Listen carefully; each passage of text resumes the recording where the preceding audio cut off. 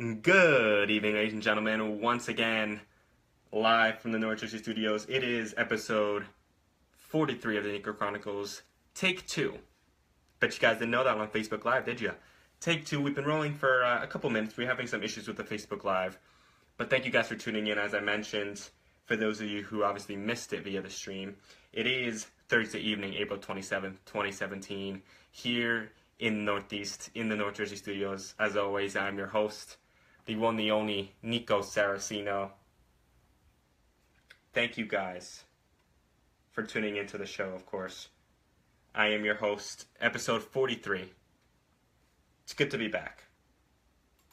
It is. Very, very good to be back. As always, it's been a whole week. I missed you guys. Shout out to my mom for tuning into the Facebook live stream. If you want to catch me, you can listen actually via the phone number, of course. That's back up and running for a couple of weeks now. I can be reached at 701-801-2251 to chat. But if not, if you prefer the interwebs, be sure to visit facebook.com/The Nico Chronicles. So thank you guys for tuning in to the 43rd episode, as I said.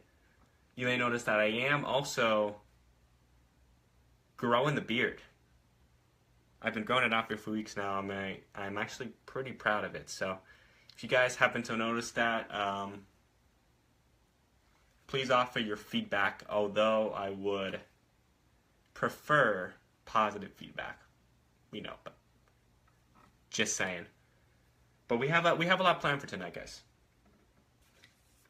First of all, as I mentioned last week on episode 42, my beautiful baby niece Enza was born recently, and I just wanted to wish her a happy 2 weeks. Today marks her 2-week birthday, so that's pretty big. So congratulations to that little rascal and that little Enza on turning 2 weeks old today. I love getting the plethora of cute little baby pictures from my sister and family and everything. It's really cute. So shout out to her for that, and shout out to Enza and my brother-in-law Anthony as well, and Fiorella, my sister. So I just wanted to give him a quick shout out. But a huge item a huge news item, I guess you could say, that really was big this past 24 hours involved the worldwide leader in sports, guys. ESPN, who has been around since the 1970s, I believe. And it has a reputation, as I said, as being the worldwide leader in sports. They're certainly the top sports news outlet. Although now they have a ton of competition, Fox Sports 1, NBC Sports, etc. Anyway, yesterday was Wednesday, April 26, 2017. They made a huge change to the company, actually. They cut over 100 employees, which consisted of behind-the-scenes people, so producers, writers, what have you, along with on-air talents. And that includes, like, SportsCenter hosts, anchors, radio hosts, you name it. Anything, any entity owned by the ESPN branch, I guess you could say. And so there were a few notable names that were cut. Well, a lot, actually. Everybody was important to the company, but for those of you maybe on TV, for those of you who really watch SportsCenter or who love to engage in television programming, let me run through some of the notable names for you guys. Let's see here. I think number one, we could say Ed Werder, who reported for the NFL for 17 whopping years. He's one of my favorite ESPN reporters, besides probably Adam Schefter, too, who's a big one. Who Adam Schefter stayed, actually, for those of you wondering. But Ed Werder, who often reports from Dallas Cowboys minicamp and he covers the NFL, so he's reported at a bunch of camps, but reportedly, reputably, I should say, Dallas Cowboy camp. He tweeted, a lot of these people tweeted, actually, after they got the phone call. He tweeted saying that he's not seeking retirement, not looking for a retire, so I'm sure he'll end up with a job shortly. But it's just surprising to see a veteran like him go, quite frankly. That just shows the nature of the business. And reportedly from articles I read on Sports Illustrated, Deadspin, etc., these employees, they got these phone calls, which were pretty much written scripts. So people in the HR department or the support department, I think it was, they were reading off these scripts, and the HR people were listening, like, I guess via speakerphone, to kind of make sure that the employees didn't go off script. So a lot of the people who were fired, former employees, kind of described it as cold and just not the way they wanted to finish their career at ESPN. A lot of these employees didn't comment on that, but they did say they were obviously blessed and grateful to have been with the company for X amount of years. So you get a lot of mixed responses from these employees. But besides Ed Werder, there was Darren Haynes, who's been a familiar face on SportsCenter throughout the week. Jade McCarthy, who's also a SportsCenter anchor. Here's another one, Jay Crawford, who hasn't been there as long as Ed Werder, but, I mean, only a few years separate him. He's been at ESPN for 14 years. He was also a face of SportsCenter. He was on Cold Pizza, actually, with Woody Page and Skip Bayless back in the early 2000s, for those of you who watched that show. I remember that one. So he's done a lot. So he was obviously very thankful. Trent Dilfer, the Super Bowl winning Baltimore Raven QB who did Monday Night Countdown, or Monday Night Football and Sunday NFL Countdown, I believe he did as well. Or he participated with the football analysis on ESPN. Gene McManus, ESPNW reporter. Doug Landville, those of you baseball fans, he did Baseball Tonight coverage. And then, of course, I mean, there's so many names to go through, I just wanted to narrow it down to a few of them. But another one, Andy Katz, college basketball reporter. For those of you who are big college basketball fans, you probably know who I'm talking about. Because up until recently, when President Barack Obama, or former President Obama was president, Andy Katz was the gentleman that would go to the White House and help Mr. Obama fill out the NCAA tournament bracket. That was all him for the past 4 years. He didn't go this year with Trump. They kind of switched things up. Obviously, different president, different rules or preferences, whatever you want to call it. So that was him. And obviously he did a bunch of other coverage besides that. And a lot of people, I think, who don't know the real story behind the reason for the cuts, were just bashing ESPN hard, and that's certainly not fair to do. Here's what a lot of people were saying. They think ESPN has been becoming too liberal, which, I mean, what does that even mean nowadays? I'm referencing in a Sports Illustrated article, actually, which provides a very nice explanation of why these cuts were made and the theory to the analysis behind it. And the writer, who I forgot to jot down, but the writer attributed 2 reasons for these cuts. One, I guess my generation, the young people, millennials, are not really watching cable anymore. They're going to other mediums, whether it be tablet, mobile device, Netflix, I think, Amazon Go, I think it's called, or Amazon Video as well. And also, you guys will be surprised at the amount of money that ESPN has to pay to air games, like for rights and everything like that. Let me break it down for you, shall we? One, the biggest money that's getting shelled out is to the National Football League. $1.9 billion a year for 10 years. So you do the math on that, $15.2 billion bucks. Okay? 2, NBA, National Basketball Association, $1.4 billion for 9 years. $1.4 billion for 9 years for the NBA. That totals $12.6 billion in 10 years. So right there you have $28 billion for 2 sports. NFL and NBA combining, costing ESPN $28 billion over a span of 9 to 10 years. Major League Baseball, half of what the NBA costs, but still. $700 million per year for 8 years for baseball, which is actually a bargain compared to the other sports, because the MLB season The MLB season's 162 games, so ESPN covers Sunday Night Baseball and things like that. And that's at least once a week. So they get more bang for their buck, I think, in my opinion. College football, $470 million. College football, $470 million for 12 years, and that totals $5.64 billion. Okay, so let's just add those 4 sports up, okay? 15 plus 13, approximately 28, plus 6, 34, plus 6 is 40, 28, 34. About 40 billion between NFL, NBA, MLB, and college football. 40 billion. And I left out the other sports. Okay, such as, I think they do volleyball, soccer, a bunch of other sports. They do about, like, at least 7.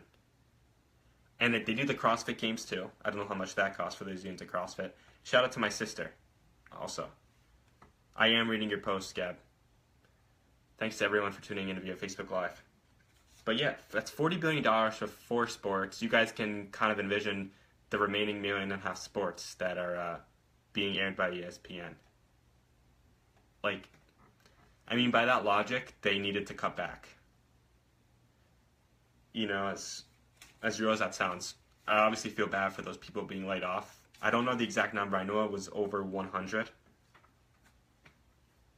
But in the grand scheme of things, how much money do you guys think they legitimately save by cutting 100 people? Because if 40 billion is too much money for them, obviously cutting 100 people, it's only going to fix a fraction of it. I mean, I'm sure they're getting a return, I guess, a return on their investment from these games. Of course, all these companies are advertising during the games, but I didn't get the numbers on that. So I'm just curious to see how much money they're really saving by making these layoffs. You know, because it's sad. It really is. So that's a development on that. If anything else comes out, I'll be sure to share that on social media. But I just thought that was interesting. Some people called it the worst Wednesday in ESPN's history, or the saddest Wednesday, something like that. The craziest. So yeah. And SportsCenter at night yesterday. A couple of the anchors actually read some of the tweets. I think they read Darren Haynes' tweet. They actually acknowledged the layoffs, which is interesting. I thought they kind of wanted that to fly under the radar. Obviously, they're not trying to hide it, so ESPN's giving the anchors, the SportsCenter anchors, a little bit of freedom with that, which was interesting and cool at the same time. So, yeah. Obviously, the NFL draft going on tonight. Shout out to Anthony Sugaste.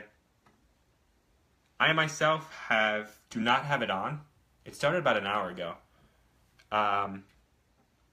And feel free to post over here on any developments. I saw the first 3 picks, so I heard about the first 3 picks. Obviously, of course, everybody loves the Cleveland Browns. They got the first overall pick. And surprisingly, I think surprisingly, I haven't followed them too much. But over the past few years, they've gone with QBs. More notably, Johnny Manziel, I believe they went with. And we all remember how that worked out. So they decided to go with a defensive end, a pass rusher. Myles Garrett out of Texas A&M went at number 1. Number 2, as I try to read my own handwriting here, guys. Number 2, Mitchell Trubisky. Excuse my pronunciation. Mitchell Trubisky, drafted by number 2 by the Chicago Bears, the QB from North Carolina. And number 3 for the 49ers, Solomon Thomas, another pass rusher out of Stanford. And it's interesting because Chicago drafted 2, San Francisco 49ers drafted 3. They actually traded. I believe they traded picks. They traded positioning.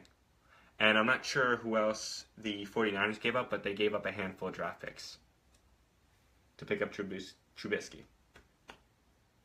So, correct me if I'm wrong, guys, but isn't Jay Cutler still with the Chicago Bears?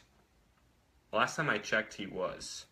Do not quote me on that, but I could have sworn he played a bulk of the season with the. He was injured throughout the season throughout the 2015-2016 season. But the head coach kept citing him as the starting QB for the Bears. So it's going to be interesting to see what happens with Trubisky and Jay Cutler in Chicago. So I haven't seen anything yet, but in terms of the Giants, I think a lot of people would agree. I saw a lot of people on Twitter saying if the Giants did pick up a defensive player, that would obviously be a win, in my opinion. I think they're towards the bottom of the first round, though. So we'll see what happens with that. NFL draft taking place in Philly this year, city of brotherly love. For those of you who follow my buddies, Ryan Mackey and the rest of the crew there on Return of the Mac, who is on Tuesday nights at 9 p.m. actually. They're actually at the draft right now. I was getting a lot of their Facebook updates, so shout out to them. And my buddy Cody posed an interesting question recently here on Facebook Live. What's more exciting, the NFL or NBA draft? Well, Cody, if you're asking me personally, I'm going to have to go with the NBA draft. Only because, in my opinion, I never really watch NFL. NFL goes 3 days, I believe. So it's kind of a lot to keep up with. NBA draft is now, it's 2 rounds. So it's pretty much over within like 3-4 hours. So if you ask me NBA draft, I just feel like there's much more hype and publicity surrounding it for some reason. Although they are both popular sports. Don't get me wrong. If you had asked me to like on a pedestal or on a scale, NBA would have slightly more value. In terms of importance to me, NBA is my favorite sport. Or basketball. I like the way they dribble up and down the court.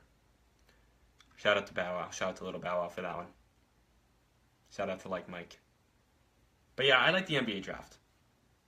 It's just interesting to see how teams are going to stack up. I mean, that's how it is with any draft. But normally the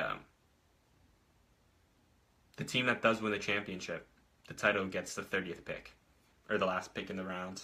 Depending on trades and everything like that, obviously.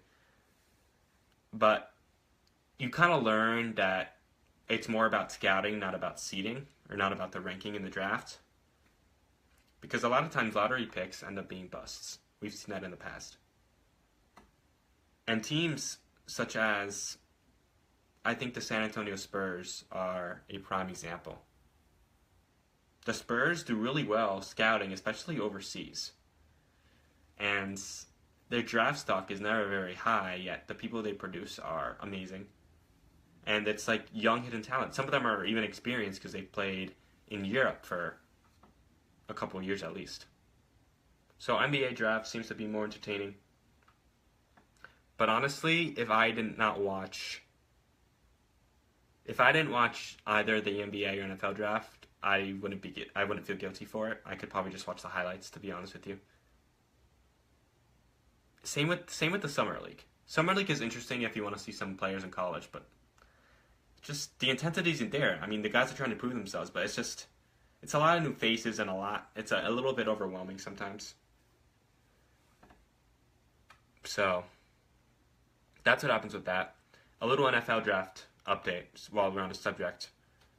Bengals picked up the number 9 pick at wide receiver, which is interesting. Yeah, Andy Dalton, he needs weapons out there.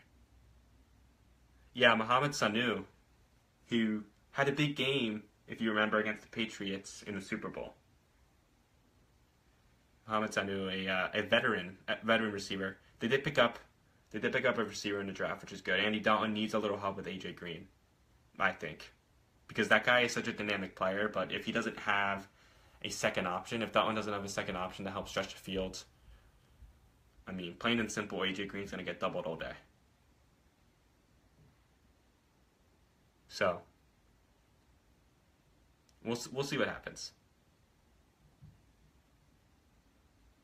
I'm going to be curious to see what happens with the Bengals. Because the Bengals are always a playoff-bound team, and they get struck by injuries and a bit of misfortune, and things just don't roll their way sometimes. So, going to be interesting to see what happens. We'll see. But NBA playoffs, my favorite time of the year. I've been talking about it a lot these past couple weeks. NBA playoffs continue.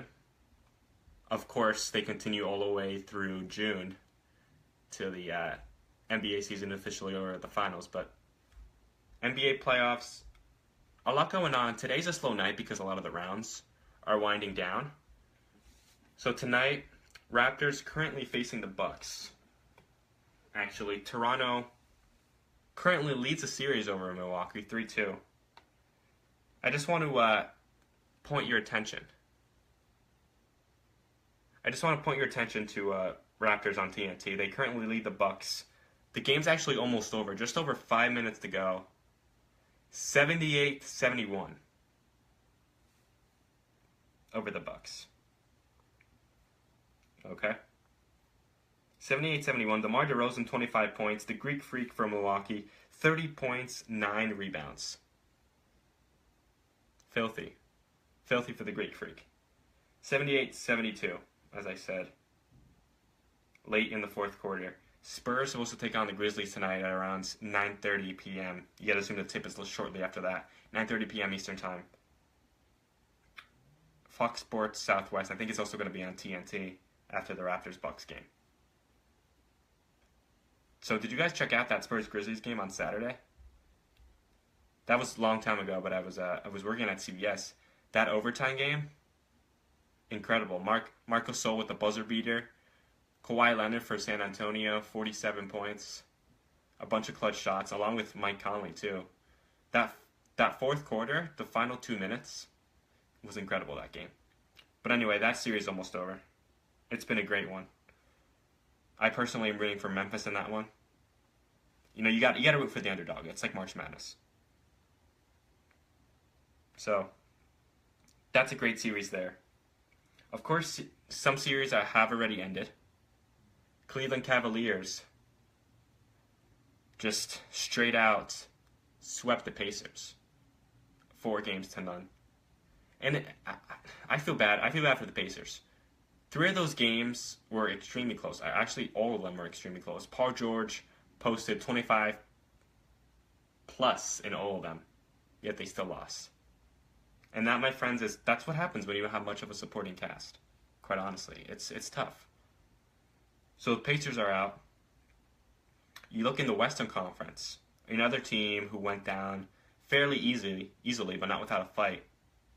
The OKC Thunder. Mr. Russell Westbrook, 42 triple-doubles on the regular season, averaged a triple-double, MVP candidate along with his opponent on the Rockets, James Harden. He went down. And it's funny. That game against the Thunder, that was Tuesday. Thunder lost that game 105-99. I don't know if you guys saw the any of the post-game from that, but Patrick Beverley, one of the guards with the Rockets, he was literally reading off the stats. Or he was talking about Russell Westbrook. Westbrook was kind of like in his face bragging that he got 40 points and that no one can guard him. And then Beverley, he made a valid point. He's like, the guy is a phenomenal player, athletic, energetic, and brings intensity every play, whatever. But at the end of the day, he got 40 points off of 34 shots. I mean, the amount of shot attempts that Russell Westbrook gets is incredible. Because you just have to look by watching them for about 5 minutes. That's Russell Westbrook's team. I mean, he has Robertson there, he has Victor Oladipo, Steven Adams, Enes Kanter, but he's the main threat for the Thunder. And reportedly today, I think it was Bleacher Report that ran it, a quote, he does not plan on going anywhere. I believe he becomes a free agent either this summer or next summer. So within the next year or two, he becomes a free agent. And yeah, I mean, he doesn't want to go anywhere. So the question is, who can the Thunder bring in? I'm looking forward to see how that develops because he's going to need another player. Oladipo's a good young talent. There's a few younger guys too, but they need to develop further, quite honestly, because someone needs to keep up with Westbrook's talent level and his ego. He's going to want to get a shot attempt in his points, and things like he's going to want to get his stats. But at the same time, he also wants to win. So it's interesting to see that he wants to stay. I think it was also a jab. His comments were a little jab at his former buddy, Kevin Durant, who obviously left for the Warriors last summer. So we'll see. He's taking a different route. He wants to stick it out, kind of like Carmelo Anthony's been doing. Although Melo did also get paid, or is getting paid, over $100 million. So money plays a big factor, but I think at the end of the day, there's certain guys who will be okay with that, and certain guys who want to win. They want to win championships. They want to solidify their pedigree as top players in the NBA. So you can't really do that until you win a title or a few titles. But again, that's easier said than done. That's just how it is. And as we go around the Eastern Conference, on Wednesday, Celtics defeated the Bulls. This is interesting because I think I said it last week on episode 42. If the Celtics don't win, that was when Game 3 was coming up. The Bulls led that series 2-0, if you guys remember. The Bulls were leading that series 2-0. They took 2 games from the Celtics at the TD Garden in Boston, which is ridiculous. But the Bulls, or the Celtics rather, they won 3 straight games. Isaiah Thomas last game, I don't know his final stat line here, but the Celtics outscored the Bulls 29-16 in the fourth quarter. Dwayne Wade, of course, he had a good game, 26 points. And you look at the Celtics side, 2 players did have 24 points for Boston. As I am trying to pull up the stats here. 2 players did have 24 points for Boston. Dwayne Wade led Chicago, of course. And for Boston, 24 points for, of course, Isaiah Thomas and Avery Bradley. So good to see IT getting a little bit of help there. So there's been a lot of good series. Also the Clippers. Blake Griffin is going to be out for the remainder of the playoffs. For those of you who missed that, it was announced last week. An injury to his big toe. Going to be putting him out. And it's going to take him out the rest of the season. I think he's going to need surgery as well. He's traveling with the team currently, but it's sad because this happened last year too. I don't recall if it was also the toe. I don't remember what the injury was exactly. But it put him out of commission during the playoffs too. And that's going to be tough. Although Austin Rivers is back, Doc Rivers' son, head coach Doc Rivers' son, and backup point guard for Chris Paul. So that'll be big. They have other weapons, DeAndre Jordan, of course, Jamal Crawford, Chris Paul, obviously, Raymond Felton. They have a lot of, if you notice, a lot of their skill players are, point guards, shooting guards.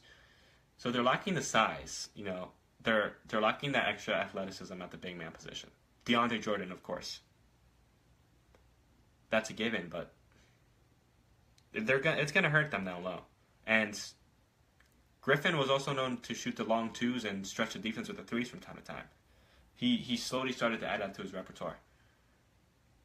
So the Clippers, they actually fell to the Jazz yesterday, so April 26th. 96-92. Gordon Hayward for the Jazz, who was coming off food poisoning in Game 4, wasn't feeling well. Gordon Hayward last game, 27 points and 8 rebounds. If you guys remember, Gordon Hayward almost won the national championship for the Butler Bulldogs a couple years back over Duke. His little half-court heave in the national championship game, I think it was, went off the backboard and literally the ball bounced out. So he's a good player. He used to look a lot younger, and now he's grown out the facial hair like me, which is interesting. So interesting look for Gordon Hayward. And that's essentially, that pretty much does it for the NBA matchups. So the Cavs series is over, and I think that's pretty much it, the only series. A lot of teams looking to close NBA series is out, as I said, these past couple days. Because you look ahead to tomorrow. Tomorrow is Friday, April 28th. There's I also forgot to mention Atlanta Hawks and the Washington Wizards. My apologies. Washington leads that series 3-2 after winning last game 103-99. John Wall, double-double, 20 points, 14 assists. So, add that to the list of teams looking to close out the series this weekend. So tomorrow night, Wizards Hawks, as I mentioned. Wizards looking to win that game in 6 games. Celtics and Bulls, Boston looking to close that. And of course, Clippers and Jazz. So we'll see what happens with that. And the Warriors won that series as well in 4 games. I forgot about Dub Nation, so for those of you Warrior fans, I'm sorry. Warrior Nation, for the most part, took care of the Portland Trailblazers easily. And I like the Terry Stotts' team. The Portland Trailblazers, they're a fun team to watch. It's just unfortunate that they got matched up at the 8th seed because with CJ McCollum and Damian Lillard, that backcourt is pretty lethal. They pose a lot of matchup problems for a lot of teams. The problem is when you're facing the Warriors, they don't have that many weaknesses. Obviously, Klay Thompson, Steph Curry, Andre Iguodala. I mean, I can go on and on. Draymond Green, Kevin Durant, who came back. He sat 2 games. Warriors still swept. Durant did come back for Game 4, but still, he sat out Games 2 and 3 with that calf strain, I believe it was. So, this is going to be interesting playoffs, an interesting second round, assuming that most of these teams are able to close it out in 6. Although things are getting interesting in Milwaukee, because as you guys know, the Raptors lead that series 3-2. But right now, guys, with 2:29 left in the 4th, the Bucks, they made a comeback. They were down about 8 points like 2 minutes ago with 5 minutes left. It's now 82-80 over there in Milwaukee. So, Jason Kidd's team trying really hard to bring this game back to the Air Canada Centre for Game 7. So, I'm curious, who are you guys rooting for in the playoffs? Any favorites? Any favorites from Facebook Nation over there? A shout out to Brianna, by the way, who sent a little shout out. Me personally, I would going through the teams here, I would have to say definitely either the Celtics or the Wizards if I could pick 2. I think Isaiah Thomas deserves it after everything that happened with him. But also at the same time, the Wizards. They are also one of those many teams besides the Blazers that I love watching. You just look at their roster, so full of athleticism. And when I say athleticism, I mean essentially 2 players come to mind for the Wizards. 2 players come to mind for the Wizards. John Wall, who I mentioned, who had that 20-point and 14-assist performance last game. And, of course, Bradley Beal, his partner in crime. And Brianna over there, the casual Boston Celtics fan. Yeah, a lot of people are like that, Brianna. I'm guessing, I'm making this stat up, quite honestly, but I bet 50% of people who watch the NBA are casual. And probably 80%, for example, 80% of Golden State Warrior fans, and for those of you who are not big on the NBA, the Warriors are hands down the best team in the league right now. 80% of Warrior fans pretty much hopped on the bandwagon. Either last year when the Warriors won 73 games, or this year when the Warriors picked up Kevin Durant. And it's sad. A lot of casual fans like to follow the good teams, and they don't really stick to anybody. So my advice to people who are not as big or as high on the NBA: pick a smaller market team, pick a team that's not as well known, and just kind of stick by them. Because the one plus about that is when they do become good, you can actually be honest, and you'll know you're telling the truth when you're saying you've been a fan with them since the beginning, or at least a long time. So, I just wanted to leave you guys with a little bit of that advice. You know, I myself am a Brooklyn Nets fan. As you know, I mean, I've been a fan of them, of the New Jersey Nets since, 2002? My buddy Sean got me into them. And that was the year they got into the NBA Finals, but I didn't really know what was going on back then. So I don't know if that would be considered bandwagon, but I've liked them since then. That's going on like 15 years now. So they've been through a lot. I used to like to watch them play at Continental Airlines Arena in East Rutherford in the Meadowlands. They renamed it the Izod Center shortly after, a few years after that. They moved from the Izod Center, and then now they're in Brooklyn. And I think they're literally the worst team, and they're in the bottom three. I know they finished last, even behind the Sixers. The Sixers aren't so bad anymore. They finished last in the Atlantic Division. That's the division with the Celtics, the Raptors, the Knicks, the Sixers, and then the Nets, obviously. I do agree with Brianna. The Nets are struggling, to say the least. They throw their eggs in one basket a few years ago when they try to pick up Paul Pierce and Kevin Garnett and Jason Terry and all of them. That was win or bust for them, and they pretty much busted there. So that was unfortunate. Mikhail Prokhorov, it did not pay off for him. So we'll see how they can rebuild. They have Jeremy Lin. They have Brook Lopez, who has been rumored to be traded, especially back in February over the trade deadline. So I'm surprised to still see him there. Isaiah Whitehead, star player from Seton Hall. Yeah. And Paul Pierce is on the LA Clippers now, so he's been all over. He's probably going to retire soon, but my favorite player, that's a tough question. From the Nets, probably Brook Lopez, just because he's the most dedicated and he just keeps his head down and doesn't stink. Dude is literally a double-double machine. You know, he's battled through a lot of injuries, so you got to respect that for him playing through that stuff. But overall, I would say that's tough. It's a valid question. Manu Ginobili up there with his Argentinian roots. I love that guy. Although he's starting to run out of gas. I don't mean to sound like a broken record. I know a lot of people have said that, but he is, I think, still the sixth man, or he comes off the bench. He's been known to be a very productive sixth man. But quite honestly, he's in his late 30s, and I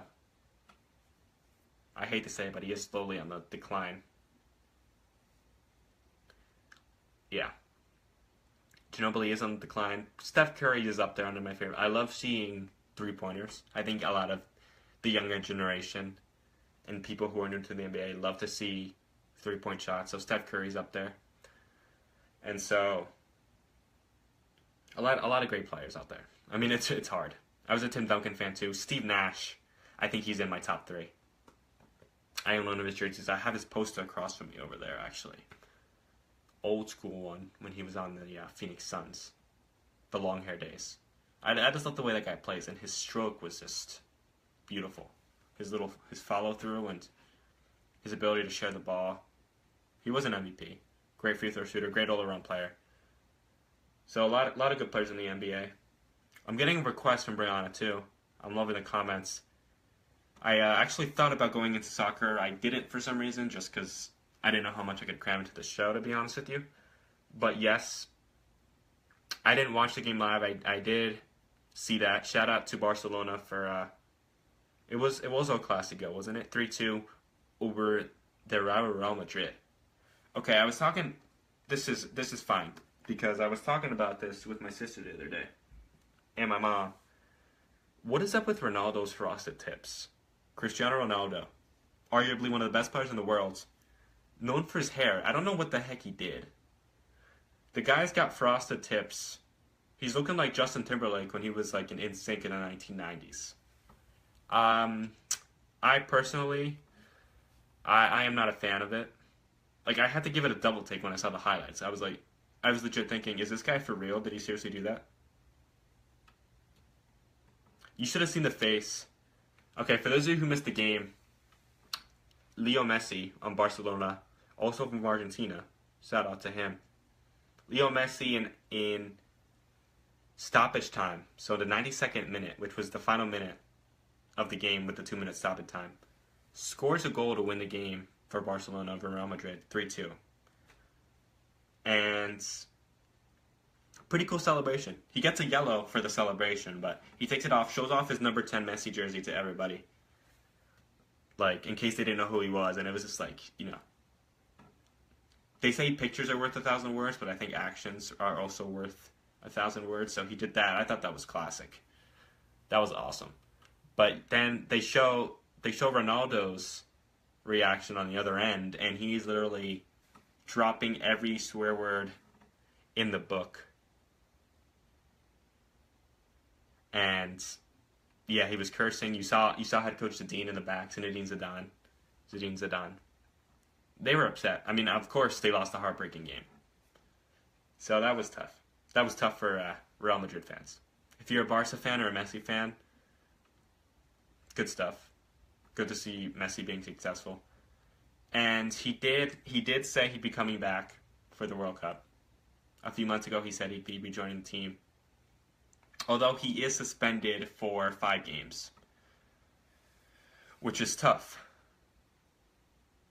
Messi is suspended for 5 games because he criticized a ref in their a couple weeks ago, actually, in a friendly. He pretty much cursed out a ref. I don't remember the extent of what he said, but it was it was pretty bad. So he's going to be out 5 games, and Argentina is actually struggling right now. I think they're in 3rd last time I checked in the South America qualifications. So he's going to be out for the next 5 qualifiers. You're not going to have another qualifier, too, for like a few months. I think till like summertime at some point. So we'll see what happens. We'll see if they can pull through. Because that's going to be tough. He's obviously their star player. And he's faced a lot of heat for his lack of production with Argentina, although he's done a little bit better lately. But you saw it in the Copa America. He blew it against Chile. So everyone's afraid that that's going to happen again. Hopefully for Argentina fans, it won't. So again, we'll have to wait and see. World Cup, of course, going to be in 2018. So June 2018, I believe it is. We're not too far off, guys. A little more than a year. So looking forward to it. Thanks to Brianna for the suggestions. And I want to thank everyone for tuning into episode 43. Thank you for your comments, of course. Thank you for listening via Facebook Live, which you all seem to enjoy, so I'm happy about that. Brianna, to answer your question, I believe it is Russia. And I think Qatar is 2022. Do not quote me on that. I believe it is Russia, though. But thank you guys for tuning in to this 43rd episode. It was a beautiful spring Thursday night here in the North Jersey studios. I appreciate it. We will be back for episode 44 next Thursday night. Until then, guys, enjoy the rest of your Thursday nights. Have yourselves a fabulous weekend, and I will talk to you all soon.